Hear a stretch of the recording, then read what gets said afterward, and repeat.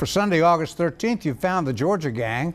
Topping our agenda today, Georgia Tech wants a big expansion. Blue Cross Blue Shield does not. Lots of new people and new jobs moving into Georgia. Some of the stories up for grabs on the Georgia Gang. From the Fox 5 studios, the Georgia Gang starts now. And we're glad you could be with us on this fine Sunday. You know, folks, we've talked through the years about great economic drivers in the state of Georgia. We've talked about the wisdom behind Delta Airlines and the expansion of Hartsfield-Jackson.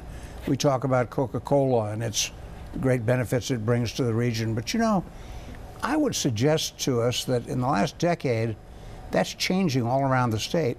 Higher education is starting to drive a lot of our economic activity. Certainly is in your former home of Augusta. It is here in Atlanta now with Georgia Tech and having remade Midtown, Georgia State having remade downtown. Right.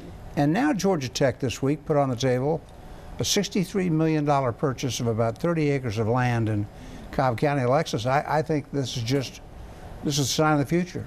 I agree, and it's a good thing too, I think. Because it provides employment, it provides education for better employment for people to make a better living wage. So I think it's exciting to see it. And research and innovation. Exactly, and it's also a replacement for the warplanes that we don't actually need anymore. That's true. The tract is at Lockheed Martin. Georgia Tech has a flourishing curriculum, I guess, in aerospace and that sort of thing. But you know, Jeff, early in our time here, Georgia Tech was a quiet citizen over on very quiet, and sometimes too quiet. Right, and all of a sudden, what it's done in Midtown and what it could do in Cobb County is remarkable to me. I think your underlying point is just right on, and that is the research, the technology, the people who are drawn here to these universities who stay and start businesses and create jobs. It's huge, and we've got so many colleges and universities. It's not just the investments that the universities, the state, and the regions are making on their own.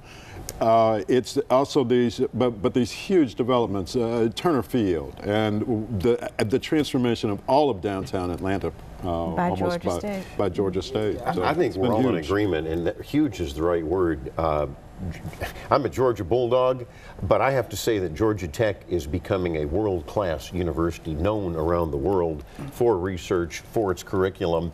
And I think we have three other schools. You mentioned Georgia State, you've got, of course, the University of Georgia, and you've got Mercer, that are all in Augusta University and Emory. Those are all concentrating, rightly so, on what we're talking about. On all right, now the regions deferred. Also, I would not overlook the schools in the Atlanta University Center either, because they have world reputations themselves. In a slightly different area, yes, but you're right. But they also have collaborations with Georgia Tech and Georgia State as well. So it's all, and Agnes Scott, don't forget about and Emory. But the regents didn't act on the request by Georgia Tech to spend the $63 million. They deferred it.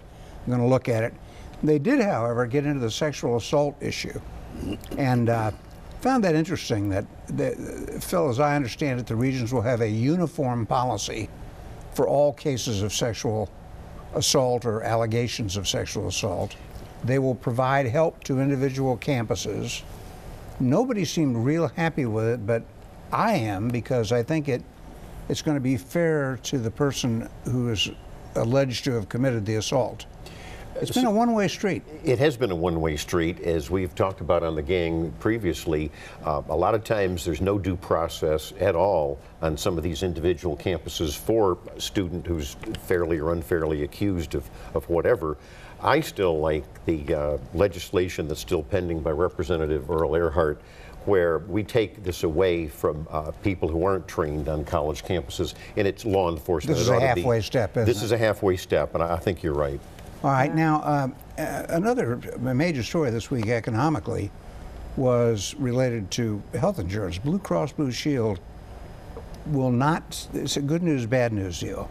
The company won't sell insurance policies in Metro Atlanta, but it will cover, I believe, 96 or 85, what is it, 96 counties? Where it has no competition. Where it's the only insurance. Exactly right. So this has been obviously a carefully, meticulously negotiated agreement with Blue Cross Blue Shield, where they're really picking and choosing what they're going to do, what they're not going to do. They're going to continue to sell insurance in Metro Atlanta, but it's going to be employer-based health plans. It's not going to be individual insurance for people like me who buy insurance individually, or small entrepreneurs and others who have to do that because they don't have an employer, you know, helping with that process. And so it's not just, obviously I think it's targeted at the exchanges, the Obamacare exchanges, but it scoops up all of those who buy individual coverage as well, particularly in Metro Atlanta and around the state.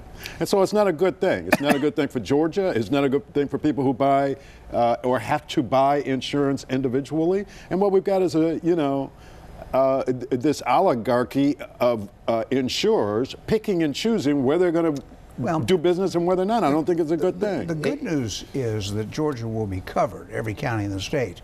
There are other states where whole counties have lost coverage. You're right, but I think Jeff's making a good point. And it is 96 counties will only have Blue Cross as the only carrier. I think, to your point, that Congress is going to have to do, if nothing else, insurance reform. But I would say, and you know, I'm a states' rights guy, I would say the states are now going to have to step up. You know, under Obamacare, there's a waiver called 1332, and states can opt out of certain Obamacare requirements. And Jeff, this could help alleviate some of what you just outlined. In fact, I think if I was the governor, I think maybe might want to call the state legislature into session. I know that sounds radical, but I think we need to address some of these things to help people that are going to start hurting this fall, and to maybe, for example, have a pool done by the state, and to have carriers that the state is going to be helping with. They might have to budget for it. There was a good research paper by Bob Moffat of the Heritage Foundation. It says states, since Congress isn't doing anything, states need to step up. Well, I also think that it just needs to go ahead and be Medicare for all, and just forget about it. Have single payer, everybody pays into the government, and they get their health care benefits provided. And where's the money going to come from? They can print it if they need to. You took 6 minutes to get that point in today. Thank you. Well, I was trying to be polite to let everyone else get their point in, and knowing they weren't going to get there. Another major story, the water wars, not much to say except that Georgia got a boost from the Army Corps of Engineers, I guess. Was that what it was? No, actually, it's the Justice Department. Justice Department. Yeah, the Justice Department weighed in on whether or not they're going to impose a cap, a consumption cap, and I don't think seem like they're going to. And they're just trying to split the baby, I think, between Florida and Georgia, and let them work it out. And Jeff, exactly. it looks like still the courts are now tilting toward Georgia's side. Oh, I don't think that there's any question about it. Well, Right. Special master. It's also because Special master, it did the right thing months ago. And these are Florida some other made such a entities poor that have showing. weighed in on Georgia's side. And Florida had made such a poor case. Right. They couldn't defend their position. One more state-related story that's important. Phil, I know you don't like it when I do this, but I'll put my green accountant's cap on and note that revenues in Georgia were up 7.1% in July. This is the Trump presidency kicking in. Oh, please. Please, Dick, because don't economic say that. growth in the last quarter was 2.6%, higher than any quarter under President Obama. And that's reflected in this revenue jump of 7.1% for the state. Regulations have been eased in just the last 7 months. You have to admit that. And so that has produced this. It really does help. So Governor Deal, where he had been preaching austerity. You all are old enough and been around long enough to know that no president's policies take effect in 6 months. No, so let's just move on. No, that's wrong. Let's just move on. Yeah. You know it's false. Well, we're going to come back later and talk about all the businesses that are moving here. Whether or not he, gets us in a nuclear war is another matter altogether. You once said that a president's tone, you once said when you were praising Obama for 8 years, a president's tone does a lot for the economy. Now he's changed his tune. Well, we've seen this president's tone. You can't take away 2.6% economic growth. No, you can't take away employment is up. You can't take away 2 points. points. You cannot. Absolutely not. You can't take away all of the things that the former president put in place. We've had 9 straight years of consecutive Actually, I think growth. Reagan did it. He'll never. You think Reagan did it? He'll never give Trump. He'll never give Trump any. Just continuing the arc of Ronald Reagan. You're never going to say anything favorable to Trump. We got to get out. I hope not. Who could? When we come back, we'll take a look at the potential annexation of Emory University and Company into the city of Atlanta. There are some twists and turns. We'll discuss them. Stay with us. Have a question or comment for the Georgia Gang? Visit their website at fox5atlanta.com. And time is ticking away toward the annexation of Emory University and the CDC into the city of Atlanta. City Council expected to vote on that right after Labor Day, I believe. This week, Atlanta City Councilwoman Beth Beskin coined a new term. She's a state representative. State representative. Thank you. Thank you. Unwind, zip, got it right. Anyway, she coined a new term, and I like it. Hybrid. She referred to hybrid Atlantans. And what did she mean? She means Atlantans who would pay City of Atlanta taxes to the local government, but DeKalb County school taxes.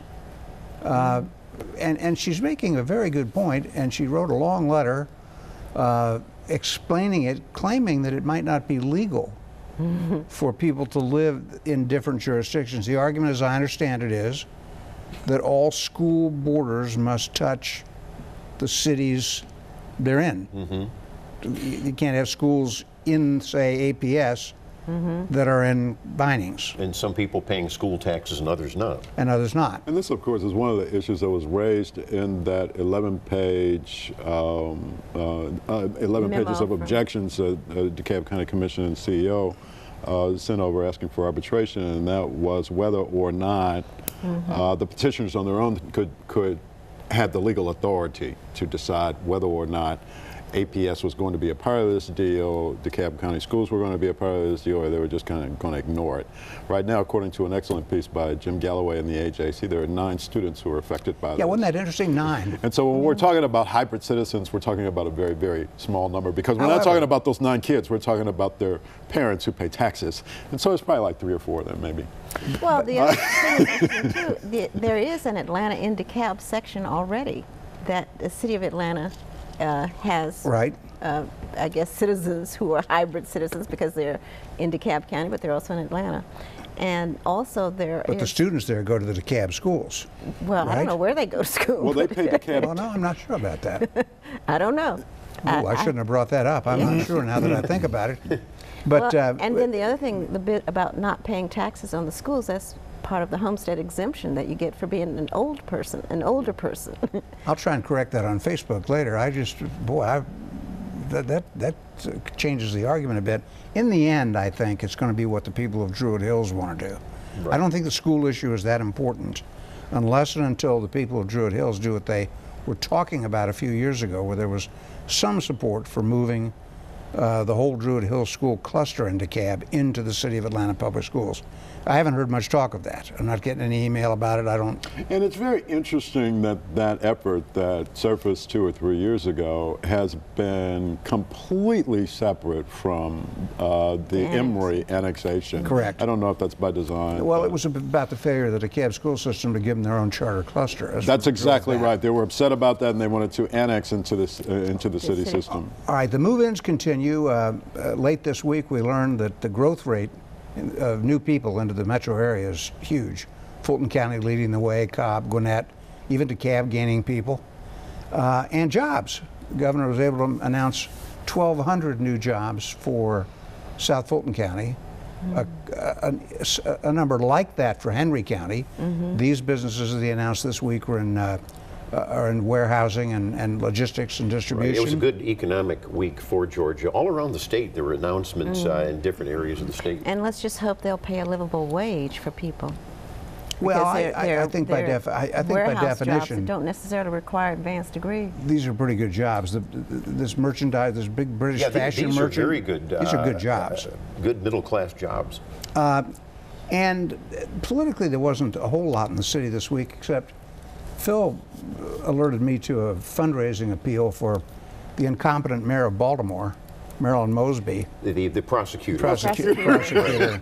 Right. Well, the mayor's incompetent too, but the prosecutor's the one. You're having some trouble with titles today, aren't you? Yeah, I am. Yeah. It's right here in front of me, prosecutor. Right. Yes. It's right there, but I called her the mayor. Yes. Heaven forbid, I used to live there, so I get them confused.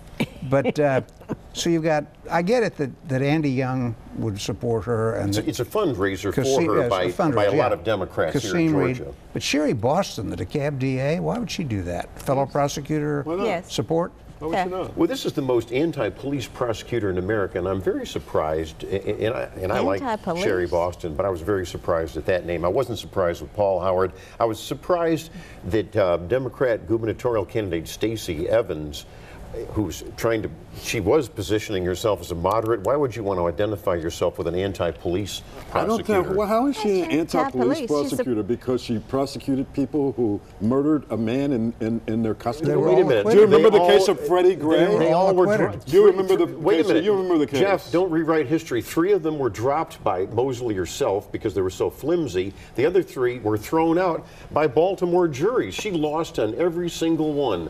And you That want- doesn't mean that a murder did not take place and it was a prosecutable offense. It means Thank that you. all of We it- had it a was medical police examiner harassment. in that case who said that it was a homicide, that this man died by homicide, and he was in police custody.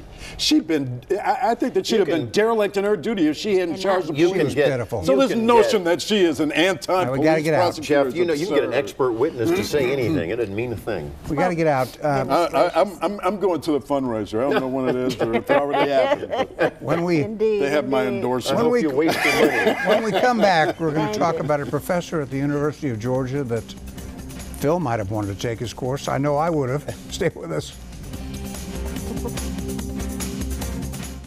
Have a question or comment for the Georgia Gang? Visit their website at fox5atlanta.com. Now, let's be honest about this. I think anyone who ever attended college and learned how to select courses occasionally looked out for what we called in my era cripples, easy courses, crips. But Professor Richard Watson of the Georgia Business School in Athens has really gone it one better, putting on his website and allowing students to give themselves their own grade to reduce stress, and also to opt out of group projects if they got too difficult, And nothing negative should be said in his class. because society is so stressful. Yes. And you know, this is the problem with tenured idiots like Richard Watson. I mean, this is a disgrace. We just talked about world-class universities here in the state of Georgia, and he just ruined during Put a this mark, week. dark He mark. he did put a dark mark on the University of Georgia.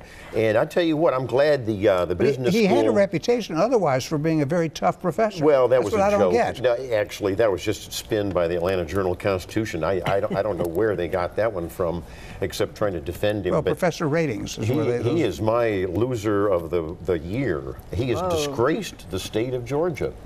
Well, Mercy. another economic development, and we may be preaching to ourselves here because we all value, each in our own way, the value of newspapers, but one of Georgia's largest publishing empires, where, Phil, you toiled for many, many years, has been sold. Those are the newspapers owned by Morris Newspapers in Augusta, Athens, Savannah, and Jacksonville, among others. Right, there He was had many 12 others, including in newspapers. my home state of Kansas, the Right. paper in the state capital. And Billy Morris, the scion of the family, sold out to Gatehouse Media this week. You didn't see that coming.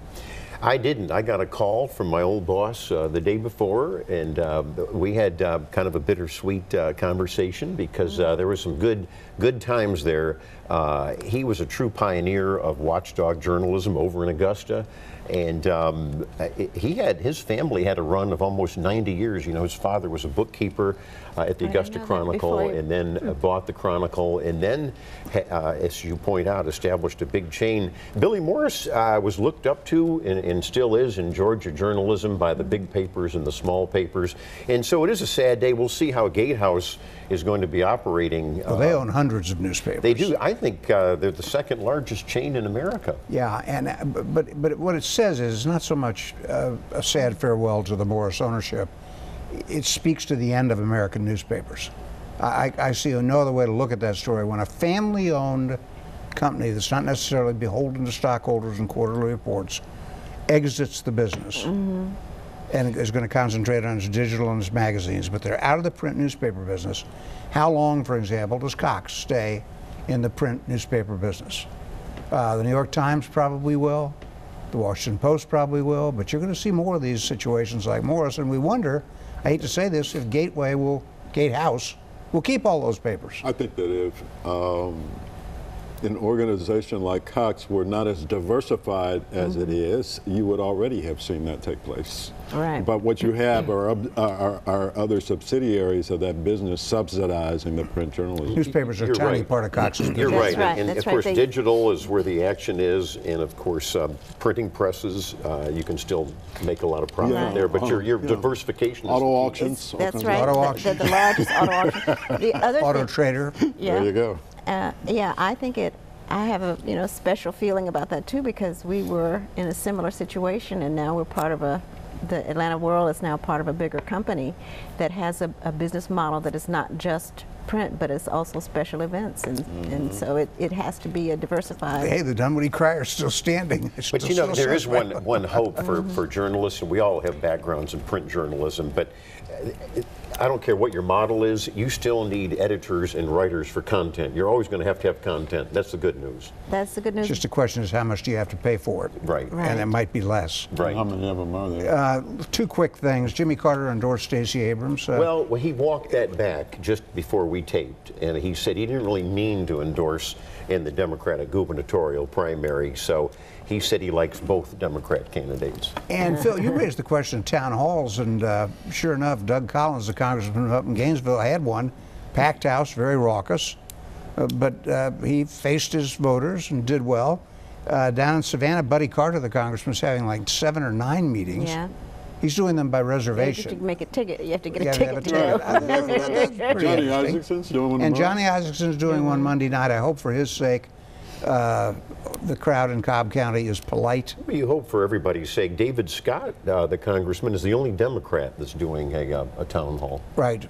But sometimes you wonder if not only it's the end of newspapers, but the end of civil discourse, you know? You see these crowds and Well, yeah, shouting I'm sad people to down. say- Yeah, there are a lot of angry folks out there. I think on both sides of the There aisle. are. I do think, though, that unfortunately nuts do get attracted to these things, and unfortunately get out of control, and then the police have to drag them out, and that's what you see on the news. On the news. All right. It's also, the tone is being set by the person who sits at the top of the heap, the president. You talking about Nancy Pelosi? No, I'm talking about the president of the United States. Come on, Nancy. Who? You know, I think Nancy hasn't said a there's thing problems in 2 in years. both parties with tone. Please, but the president really sets the tone. Come on, you know Fire this, and Phil. fury like you've never seen. Are you talking about the rioters at Berkeley? You're talking about Maxine Waters from California? What is he talking about? well, The we're hard talking. left? No, I'm talking about the president of the United States who will say I'm anything. talking about and the hard left says that- one more You gotta get outrageous out. thing You gotta They'll try every to day. disrupt anything. Jeff Come stole on. from me just now because I was going to say that when we return, we'll bring you the full fire and fury